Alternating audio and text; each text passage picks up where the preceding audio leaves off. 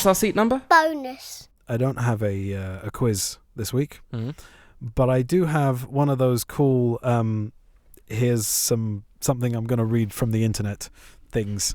So I well posted... put together as usual. Yeah. My wife and I had a conversation, and this is what I posted, putting it out there to the 4K groups that I'm in who are interested in gear and stuff like that.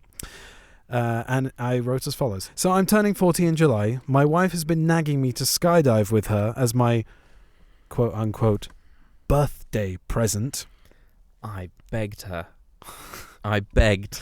I said to her, don't do this. He's gonna fucking hate it. I said, Might as well put a tarantula on my face in the middle of the that's night. not what I said. I said you might as well just push him off a fucking cliff. No parachute. It's the same thing. It continues. I'm scared of heights. Petrified. But she just told me that she'll buy me an LG C2 65-inch TV if I skydive with her. Why doesn't she just Evil. buy you the telly anyway? So, Does she not love you? So here's the thing. I said something. I was trying something out. Yeah. Subliminal messaging. Yeah. In the middle of a conversation, out of nowhere, I just went LG C2 65-inch OLED. And she said, "What is that? Is that a TV? Is that a TV? Fine. You know what? I'll let you get that." She actually said, "I'll let you get the TV." I'll let you get the TV. Yeah. So I took some creative license on the Facebook post here because I just thought letting you so get you the lied TV, to your audience. I lied to my audience, as most showmen do. You're not a showman. Well, You're just a pont yes. who pontificates. Get it? That's what a pont is. I made something up. So. Yeah, just ignore me. So yeah, so I adapted it that she was going to buy it for me, but she said, "I'll let you get it if you skydive on your 40th birthday." Here's the thing. Why does she want you to skydive so desperately? I don't know. Like, does she want to, is this part of, like, her plan to kill you? And she's Maybe. like, you know, something goes wrong with the parachute, and then, Well, I mean, are there any stakes in it for her? Does she get something if you Steaks. I mean, all she's got to do is ask, and I'll buy her a steak. die? That's very good, Johnny. That's very good. The audience is riveted. Here comes the tumbleweed. The audience is glued to their You know what? headphones. I'm going to put a sound effect in of a tumbleweed. Yeah. and a Western town Nice. kind of twang. Anyway, so I wanted to... I'll give you the ambience. I go, oh God, it was a funny joke. I'm going to close all the doors. All the windows close. Down. So I want to read you some of the comments. I'm not going to give names. I'm just going to read the comments. One wrote, "Sounds like Make a fair up names. Okay, one Bobby Cock said, "Sounds like a fair trade." Okay. Another one here says, "Say 77-inch and she has a deal." As if they're offering to go for you. We'll push you out the plane so you can have a telly. Okay, so this is a UK group Yeah. that I'm reading off of right now. I posted in 3 groups, so there's more fodder, just in case some of these don't land. So I'm imagining this bloke is British, but the way that he wrote it, he sounds Southern American, like Texan or something. All right, go for it. Don't be at all insulting. On your parachute, son. God. You're going skydiving.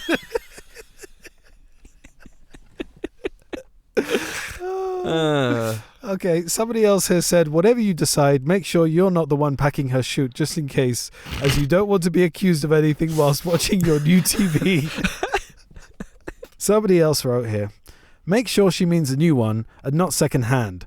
Gotta watch the small print on these deals. Think I'd want a soundbar as well to jump out of a perfectly good plane." To jump out of a perfectly good plane. People don't jump out of planes because there's something wrong with it.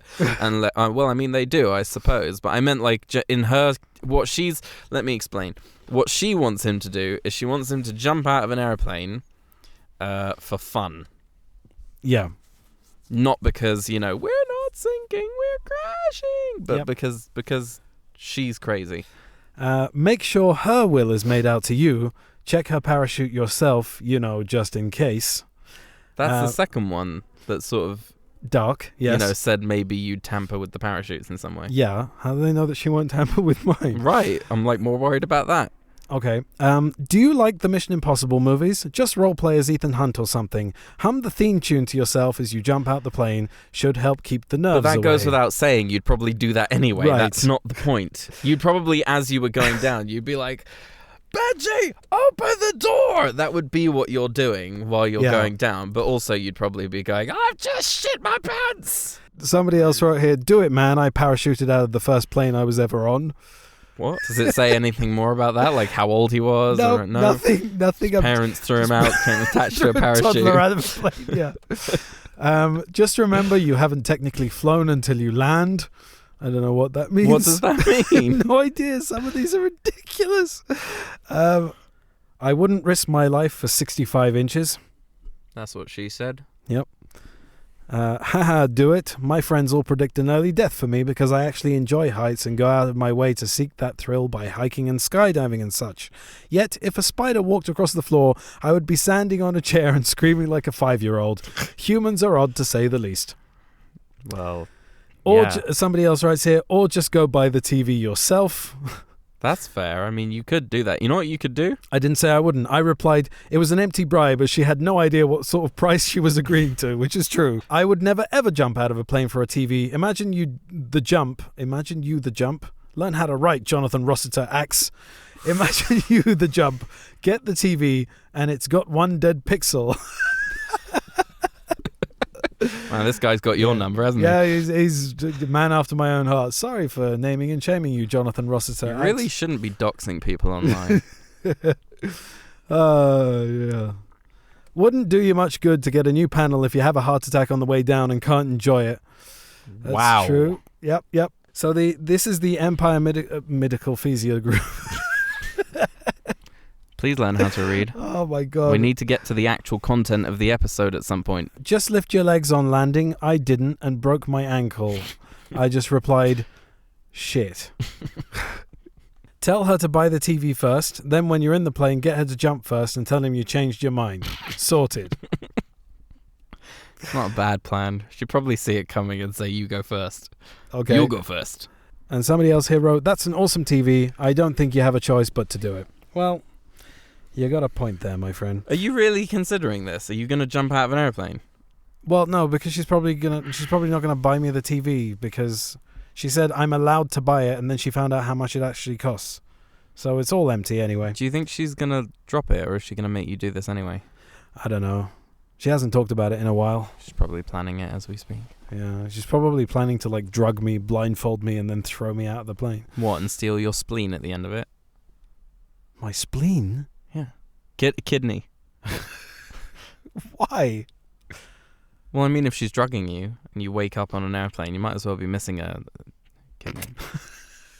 What have you seen? What have you seen? What have I seen? What have I seen? What have we seen? I want to talk a little bit about the series You. I haven't seen it, but yeah. Okay. Go on. So Penn Badgley had a conversation with Rob Lowe. Mm-hmm. Rob Lowe is one of the Brat Pack, or the Frat Pack. I can't remember which. In the Brat Pack, Sinatra and that lot, and the Frat Pack is Rob Lowe and Emilio Estevez and all that. Anyway, so Rob Lowe. See, you came prepared for this conversation. Yeah. So Penn Badgley was talking on Rob Lowe's podcast about how the nice guy model for those old sort of 80's rom-coms, like, sort of Say Anything and, basically all the John Hughes output, all that stuff, is that the nice guy is always kind of creepy in when you look at it through today's lens. And sort of the idea of what love is, and the like possession of a woman, and that you win a prize at the end of the movie. And he was talking about it with Penn Badgley because Penn Badgley is kind of like the archetype for that kind of nice guy. That's what he believes. And you're not Penn Badgley, but Joe Goldberg. Joe Goldberg character that Penn Badgley is playing. And I've seen the first season. Does that count for this conversation? Yeah, All right, cool, absolutely. Cool. So you're along for the ride, kind of like Dexter. He's got an inner monologue, and he justifies everything to himself. And he has this sort of bleaked view of love and what it means to be in love. and a lot of it is probably due to his experiences watching those 80s movies. Right. And I was just wondering what your take on all this is, because I remember growing up and being that kind of nice guy that you kind of look from the sidelines, and you're not noticed and you're not popular, and and obviously you grow up and you realize that sort of Hollywood outlook of what love is not The real. bollocks. Yeah, and the way that these guys kind of look at women is sort of very naive, and etc. And nowadays, obviously, we're a lot more sort of grown up and mature, and we've got Well, there are still Mature. a lot of issues with Yeah. like how these relationships are portrayed. yeah, Because in they the have media. to. Because I think that these relationships have to be portrayed in a stylized kind of way. There's a certain amount of because- fantasy to it. Yeah, because of the fantasy of the thing, especially in like action movies and romantic comedies and things like that. But I'm watching The Last of Us with Shosh, right. and you said you want to binge it when it comes out. I'm gonna all in binge it when one. it's done. Yeah, And it's just kind of like this example of how genuine relationships can be portrayed. right. And I'm talking about same-sex relationships. If you've seen the series, you know what episode I'm talking about. And it feels very genuine. I don't think that, and so I think that we are kind of coming to a place where, love, Yeah, and hate as well, selfish hate, which is when people are asked. When Neil Druckmann is asked what The Last of Us is about, he says, like, people ask me what The Last of Us is about and they expect the answer to be it's about hate and the cycle of violence. And it is, but it's about love. And you can, and so, love can be portrayed in that realistic and complicated way that it is in TV now. And I think the audiences are ready for it. right. I think that we were blown away by that when it was portrayed that way in a video game, right? And I'm not talking about love like romantic love. I'm talking about the sort of relationship of two people who have been lost, who find each other in this impossible circumstance. A man who's lost a lot, and a girl who has nothing. So to bring it all back to what you're asking about, that with shows and TV shows and all that. I think that things are a product of their time. And so shows like movies, with Bill Murray, and he's being sort of like, okay, sweetheart, and what I get, and what I'm saying is that kind of shit doesn't fly today, and people can say like, oh, we shouldn't show these movies to people. I think that's wrong.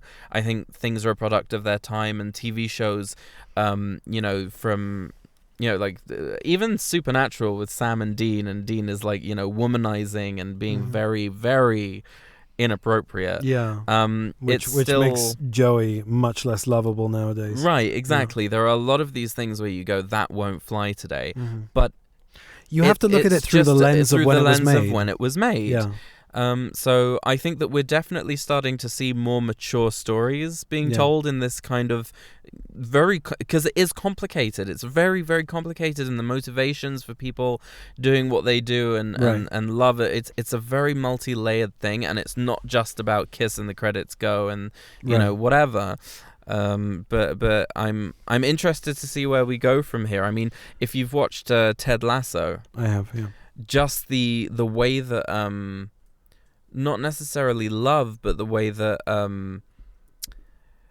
acceptance, responsibility, accountability, and sure, like familial love in a workplace are portrayed in this very sort of honest way, and it's a very kind show, and it's something that could very easily be considered cheesy, and there are a couple of very cheesy episodes there, but it's this thing that I think that people are now ready to see.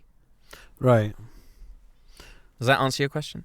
Yeah, I think that that in general, that what I find interesting about you, the show You, yeah, not me. Nothing's interesting about me to you. is that it's a very sharp satire Mm-hmm. on class, but it also, like, the fact that you're in Joe's head, the fact that you root for him, it kind of makes you an accessory. Yeah. And the fact that he convinces himself that he is the good guy in his own 80s rom-com, and that he deserves love Mm-hmm. in the way that he wants it, and he wants to possess, And he wants to but he's control the so- narrative as well. yeah, but he's also so very progressive, and he wants he wants to stand up for women's rights, etc., etc. All of this bullshit that he tells himself and tells you, the audience.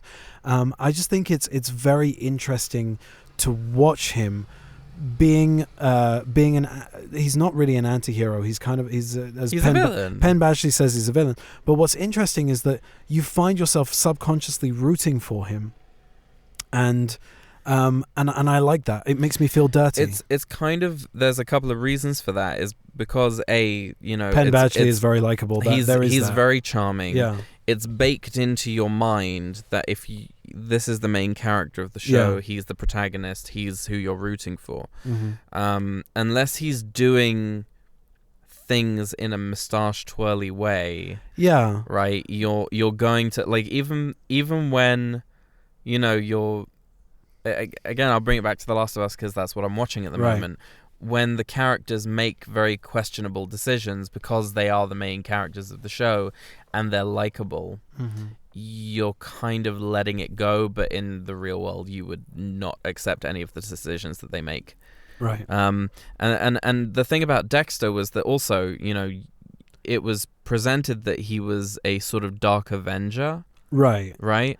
Like he was killing serial killers, therefore it was Yeah. okay. But through the lens of reality, you realize that in the real life, you would never root for somebody like that, Right. because he's obviously sick. The way that he sets up a kill room, the way that he tortures, like it's all very It's sort very of disturbing. psychotic. Yeah. And the same thing with Joe. But the thing is that the thing with Joe is that he's, I don't know what it is, but he's always justifying it in a way that makes you feel like he doesn't have a choice. He has to do this. Right. And it's just it's a very fun show to watch, and I find myself binging it every time it comes up. So I have only seen the first season, and I wasn't compelled to watch the second or the third. Like there was nothing that was pulling me towards it. Mm-hmm. There's a fourth one out now, no? Yeah, that's what I'm watching now. Yeah. Okay. I am at the end of Smallville, which has been really fun to watch because it's just silly CW fun. Yeah. And it's sometimes really cheesy, sometimes really good. Like So really we're watching the other end of the spectrum, which Yeah. is Superman and Lois. which I watched before I watched Smallville. Yeah, which has a little bit more in common with sort of like the Man of Steel aesthetic than Smallville, to Yeah. be honest. There is some CW cheesiness to it, but it's pretty good. I like it. Of the CW shows, it's one of my favorites. And I'm talking about the new superhero like Arrow and whatnot. Right. Mhm. I mean, I still think that the second season of Arrow is probably the best of the superhero show seasons, just because of how high the stakes get Yeah. and how well acted Stephen Amell, how well acted it is on his part. Mhm. But the Superman and Lois, I think, especially season 2, We just finished season 1. Yeah. was really, really good. Okay, we're looking So, forward. You enjoyed the first season? Yeah, it was good. I think that it has The angstiness drives you nuts. the doesn't it? angstiness. There's also some like filler scenes in there that that are just not even expositional, just kind of like, hey, how you doing? Oh, I'm good. Oh, this edge thing is really getting me down. Yeah, I know, it's getting me down too. There's a lot of that kind of Yeah. like what my wife and I call Queen Cunt and Mum scenes, which is from a Queen YouTube. cunt and mum scenes. So I'll explain. From the time when we first discovered The Room. So there was a YouTube video. I know what you're talking There about. was a YouTube video. There was a British guy who was really quite grumpy about the whole thing. Well, I mean, I understand why. Yeah, he was grumpy about the fact that he had seen it, and he was grumpy about the fact that he was talking about it, and he called those scenes with Lisa and her mum just sitting drinking coffee Queen Cunt and Mum scenes. Yeah. I got the results of the test back. I definitely have breast cancer. So yeah, so there's a few of those, but I don't know. I think that the Marvel Netflix shows had that as well because they had too many episodes going on, and they had to stretch it. And they kept needing to mention the name of the antagonist so that you remember who the antagonist is. Yeah. If we did like a drinking game of the amount of times they said Edge in that first season, it'd probably be soused under the table, pickled. Anyway, so I'm enjoying that, and also I'm coming around on the Justice League trilogy, on Zack Snyder's Justice League trilogy. Yeah? I never hated it, but I'm coming around on it since I started reading DC Comics. I see. Like I used to read certain comics, but I've really gotten into them now and started reading some of the Superman comics. And to be honest with you, there is a place for Zack Snyder's. Like it's a little bit. There's all the slow-mo stuff and the finales are a little bit overcooked and everything. Yeah. But I'm coming around to that narrative. I've always been able to accept Zack Snyder's because you used to read stuff. The DC Comics regularly. It's not just because of that. It's just like I've never had a problem with them taking an idea and trying to subvert the expectations of it. Yeah. Man of Steel is not a bad movie in my opinion. I think the fact that there's so much CG in the finale is a little, that. And also it's the same thing with Batman v Superman. I think it all falls apart as soon as there's the Doomsday Monster. It just falls apart for me. And also Justice League, the Zack Snyder cut, it's still like a little rubbish. Although I do enjoyed Zack Snyder's Justice League, and retroactively it made me look at the other two in a more I like how light. he shows up in the black suit and just like beats the shit out of Steppenwolf, which is really cool. But I also I think I had a problem coming around to a different take on Superman that wasn't sort of the Christopher Reeve, Richard Donner, John Williams, kind of aesthetic, which is, I grew up on it. Most people did. So, it's... Well, here's the thing. Now that we've done this darker version, right? Yeah. I would like to go back because watching Smallville, the thing that they keep on pushing is that Clark is a symbol of hope and a beacon for good. Mm-hmm. And he really is. Like, Tom Welling plays it really well. Like, I used to think he was very wooden, but he's not. He's playing a Kryptonian, right, who has grown up on Earth. Mm-hmm. And you can really feel that there are two sides to him. There's this human side that wants to help his friends and that wants to live this sort of... And then there's the other side of him that is crushed by the responsibility of sort of like, I know I have this massive destiny and all of these, people around the world, I can hear them and I know that they need me. Right. And I'm not ready yet. Mm-hmm. And that's really compelling. And I also really like how as you get towards the end of season 10, I'm on the finale now. Yeah. Like as you get towards the end of season 10, he really is just Superman without the suit. He hasn't figured out how to fly yet. So that's part of the reason why I'm enjoying Superman and Lois. First of all, Tyler Hoechlin is a great Superman. He's great. But also with the two boys like Jonathan and Jordan, they're going through exactly what he did when he was in Smallville. What you mentioned. But it's just fun that the weaker brother is the one who got the powers. He's very dorky and whatnot. Like it was a kind of interesting subversion of he looks like a twat. Yeah. Going back to what you said about the lightness of it and the sort of the beacon of hope and everything. So I recently bought the Superman animated series on Blu-ray. Never seen it before. I've only ever seen Batman the animated series, and it's very much a 180 from Batman.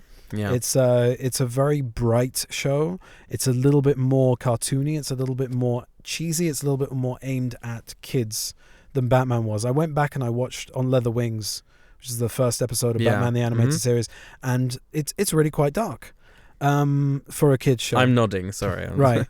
And I also bought the first volume of the Superman Adventures, which is the run, like the Batman Adventures is based on the Batman animated series aesthetic. It's the same thing. So that is also like very skewed young.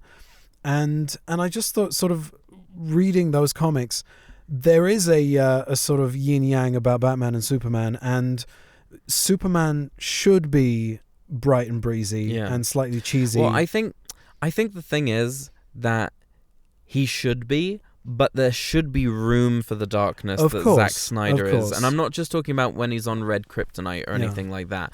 There is a darkness inside him. There's a struggle. The point is that he overcomes it all the time. Yeah, exactly. So yeah, I'm looking forward to seeing what James Gunn's going to do with the character. Yeah, I'm interested too, but I remain optimistic that we'll get a good Superman video game one day.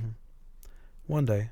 I checked out Superman 78, which is the comic that's kind of like if Superman 3 had been directed by Richard Donner. Yeah. And it's really, really good, and it really captures the essence of the scripting. You have it, don't you? Yeah. You lend it I'm reading to me. it. Give me a lender when you're done. A lend of it. Can I have a lend of that? Thank you.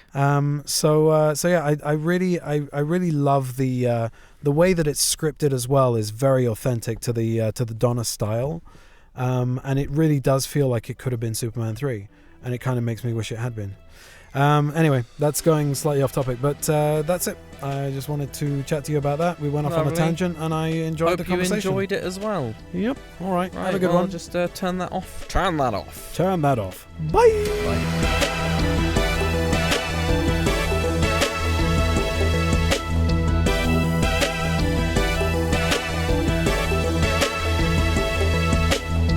What's our seat number?